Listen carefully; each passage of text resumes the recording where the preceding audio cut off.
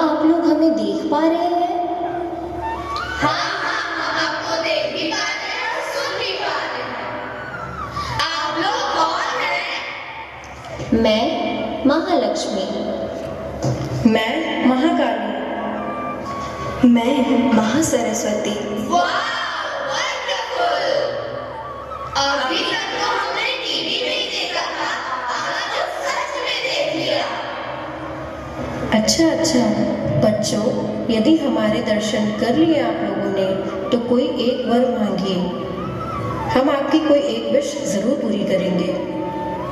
क्या सच में? हाँ बच्चों, पहले आप लोग सोच लीजिए, फिर बताइए आप कौन सा वर चाहते हैं।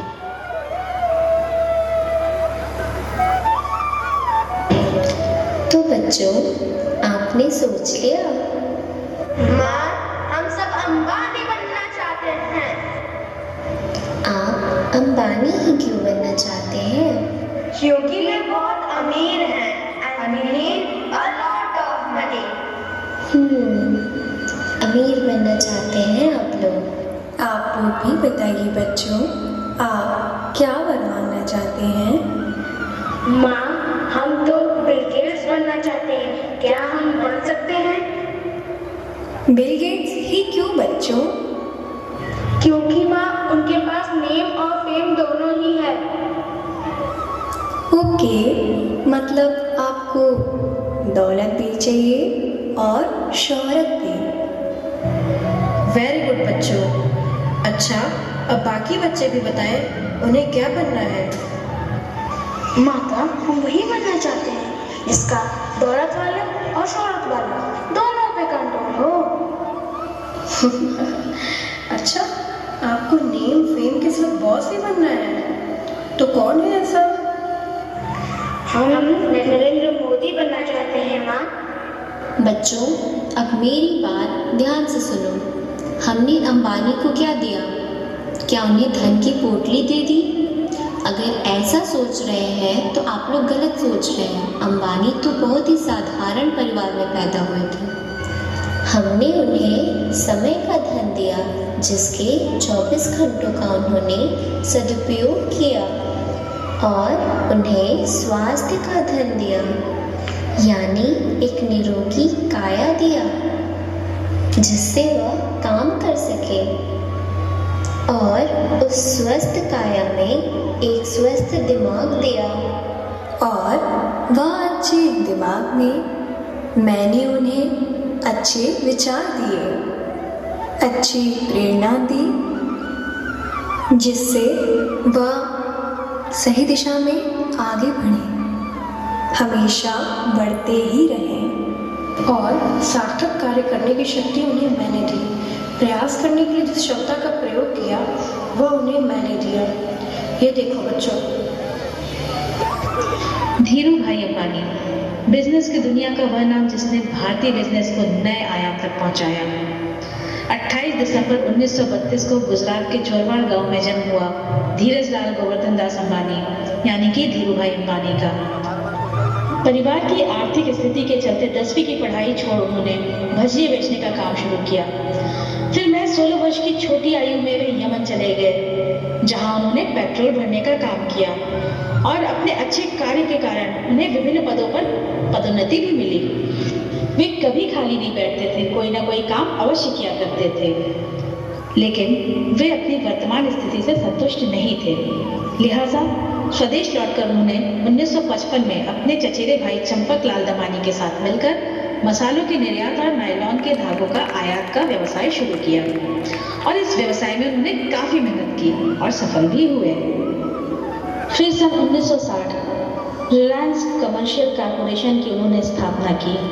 टेलीकॉम, एनर्जी, इलेक्ट्रिसिटी और पेट्रोलियम जैसे व्यापार में कदम रखते गए, और उनकी कंपनी में लगभग 90,000 कर्मचारी थे। आज भी भारत में उनकी कंपनी टॉप पर है। तो ये सफर था धीरू भाई अंबानी का, एक साधारण परिवार से लेकर दुनिया के सबसे अमीरों में से एक बनने का सफर। अंबानी ने हमारे द्वारा दिए गए अपने स्वास्थ्य धन, समय धन और विचार धन का पहले सदुपयोग किया, पास स्वयं चली गई। समझो बच्चों, मैंने तो अंबानी के दोनों बेटों को समान समय, विचार और शक्ति दी और अनिल अंबानी शून्य हो गए। क्यों? क्योंकि उन्होंने हमारी दी हुई शक्तियों का गलत इस्तेमाल किया। और दूसरी तरफ मुकेश अंबानी सफलता की ऊंचाइयों को छूते हैं। क्यों? क्योंकि उन्होंने हमारी दी हुई शक्तियों का सही सदुपयोग किया, जिससे वह ऊंचाइयों को छूते हैं। बच्चों, आप लोग तो बिल गेट्स बनना चाहते हो ना? तो सुनो, उन्हें भी हमने वही एक दिन के 24 घंटे दिए, जिसका उन्होंने सदुपयोग किया। वही शरीर और अच्छा दिमाग दिया, जिससे प्रेरित होकर उन्होंने अपनी कंप्यूटर स्किल को डेवलप किया। और महाकाली की शक्तियों ने उन्हें आगे बढ़ने, अपनी क्षमता को सही दिशा देने का साहस दिया। जब वे पैदा हुए तब उनके पास ना कंप्यूटर था ना ज्ञान।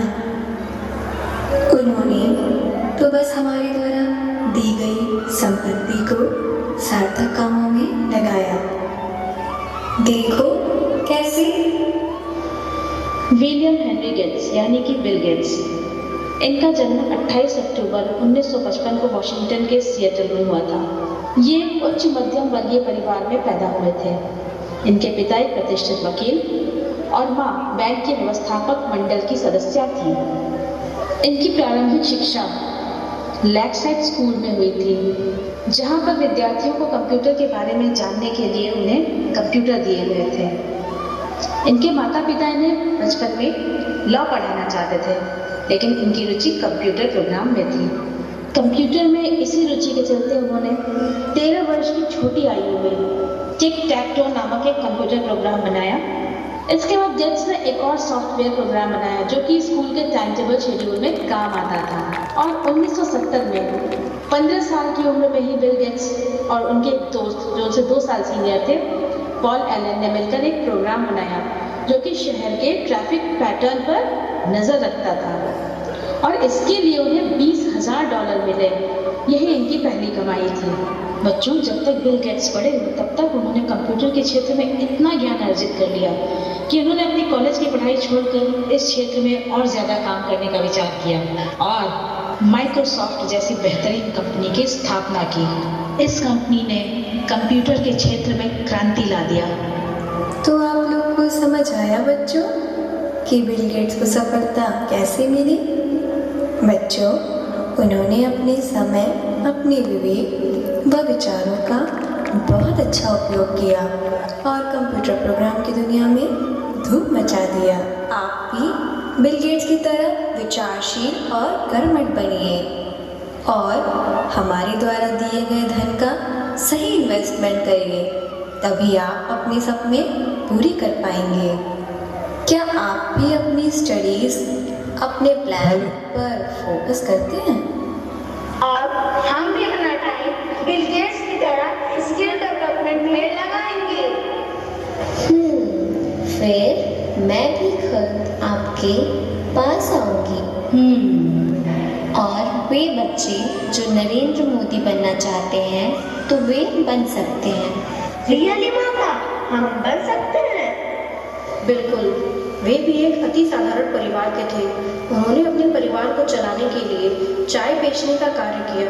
उन्होंने भी अंबानी और बिल गेट्स की तरह अपने उन 24 घंटों को सही कार्यों में लगाया, अथक परिश्रम किया, समाज सेवा किया, गुजरात के मुख्यमंत्री बने और फिर देश के प्रधानमंत्री बन गए।